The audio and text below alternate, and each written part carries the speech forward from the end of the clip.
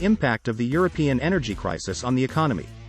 The energy crisis provoked by the war in Ukraine may prove so economically destructive to both Russia and the European Union that it could eventually diminish both as great powers on the world stage. The implication of this shift, still dimly understood, is that we appear to be moving swiftly to a bipolar world dominated by two superpowers, China and the United States. If we consider the post-Cold War moment of unipolar U.S. dominance as lasting from 1991 to the financial crisis of 2008, then we can treat the period from 2008 to February of this year, when Russia invaded Ukraine, as a period of quasi-multipolarity. China was rising fast, but the EU's economic size and growth prior to 2008 gave it a legitimate claim as one of the world's great powers. Russia's economic resurgence since about 2003 and continued military strength put it on the map as well.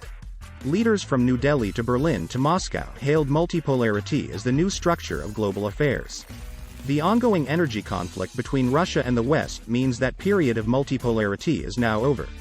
Though Russia's arsenal of nuclear weapons will not go away, the country will find itself a junior partner in a Chinese-led sphere of influence.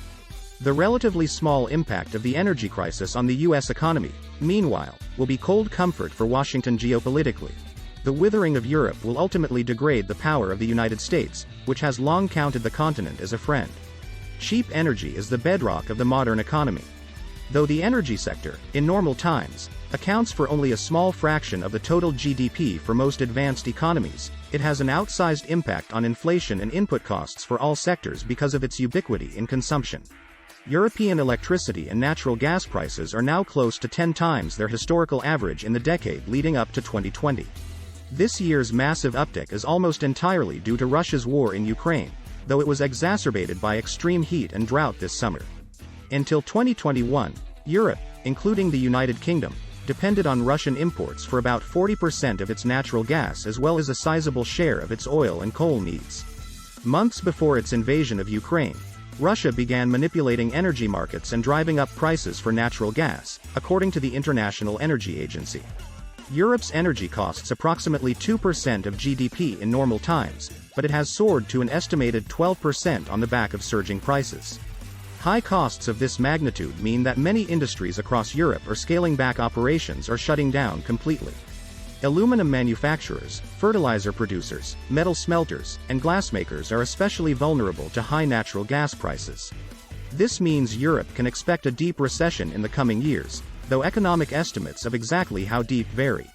To be clear, Europe will not get poor. Nor will its people freeze this winter.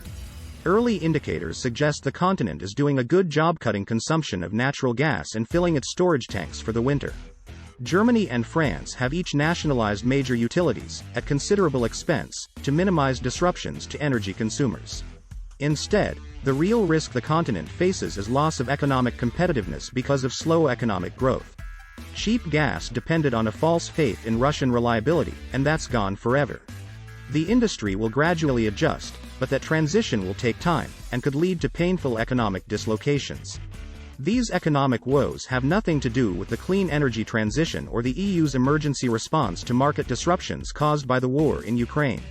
Instead, they can be traced to Europe's past decisions to develop an addiction to Russian fossil fuels, especially natural gas.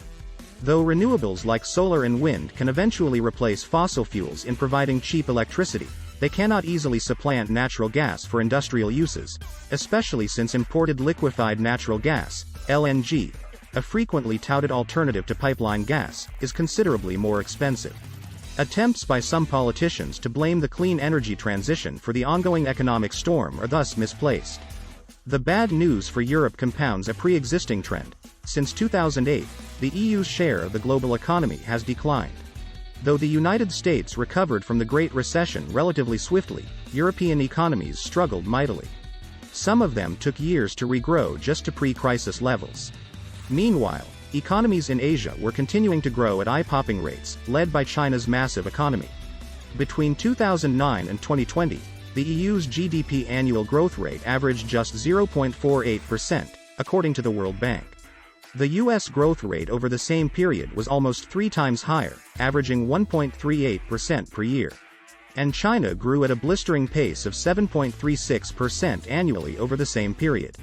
The net result is that, While the EU's share of global GDP was larger than those of both the United States and China in 2009, it is now the lowest of the three. Worse still, Europe lags far behind other powers in terms of military strength. European countries have skimped on military spending for decades and cannot easily make up for this lack of investment. Any European military spending now, to make up for a lost time, comes at an opportunity cost for other parts of the economy, potentially creating a further drag on growth and forcing painful choices about social spending cuts. Russia's situation is arguably graver than the EU's. True, the country is still raking in huge revenues from its export sales of oil and gas, mostly to Asia. In the long run, however, the Russian oil and gas sector is likely to go into decline, even after the war in Ukraine comes to an end. The rest of the Russian economy is struggling, and Western sanctions will deprive the country's energy sector of the technical expertise and investment finances it desperately needs. Now that Europe has lost faith in Russia as an energy provider, Russia's only viable strategy is to sell its energy to Asian customers. Happily, Asia has lots of growing economies. Unhappily for Russia, almost its entire network of pipelines and energy infrastructure is currently built for exports to Europe and cannot easily pivot east. It will take years and billions of dollars for Moscow to reorient its energy exports, and it is likely to find that it can only pivot on Beijing's financial terms. Energy sector dependence on China is likely to carry over to broader geopolitics, a partnership where Russia finds itself playing an increasingly junior role. Russian President Vladimir Putin's September 15 admission that his Chinese counterpart, Xi Jinping, had questions and concerns about the war in Ukraine hints at the power differential that already exists between Beijing and Moscow. Europe's energy crisis is unlikely to stay in Europe. Already, demand for fossil fuels is driving up prices around the world, especially in Asia, as Europeans outbid other customers for fuel from non-Russian sources. The consequences will be especially hard on low-income energy importers in Africa, Southeast Asia, and Latin America. Shortages of food and high prices for what is available could pose even more of a problem in these regions than energy. The war in Ukraine has spoiled the harvests and transportation routes of vast amounts of wheat and other grains. Major food importers like Egypt have reason to be nervous about the political unrest that often accompanies rising food costs. The bottom line for world politics is that we are moving toward a world where China and the United States are the two paramount world powers. The sidelining of Europe from world affairs will hurt U.S. interests. Europe is, for the most part, democratic, capitalist, and committed to human rights and a rules-based international order. The EU has also led the world in regulations pertaining to safety, data privacy, and the environment, compelling multinational corporations to upgrade their behavior worldwide to match European standards. The sidelining of Russia might seem more positive for U.S. interests, but it carries the risk that Putin, or his successor, will react to the country's loss of stature and prestige by lashing out in destructive ways, possibly even catastrophic ones. As Europe struggles to stabilize its economy, the United States should support it when possible, including by exporting some of its energy resources, such as LNG. This may be easier said than done. Americans have not yet fully woken up to their own rising energy costs. Natural gas prices in the United States have tripled this year and could go higher as U.S. companies try to access lucrative LNG export markets in Europe and Asia. If energy prices increase further, U.S. politicians will come under pressure to restrict exports to preserve energy affordability in North America. Faced with a weaker Europe, U.S. policymakers will want to cultivate a wider circle of like-minded economic allies at international organizations like the United Nations, the World Trade Organization, and the International Monetary Fund. This could mean a greater courting of middle powers like India, Brazil, and Indonesia. Still, Europe seems hard to replace. The United States has benefited for decades from shared economic interests and understandings with the continent. To the extent that the economic heft of Europe now declines, the United States will face stiffer resistance to its vision for a broadly democracy favoring international order.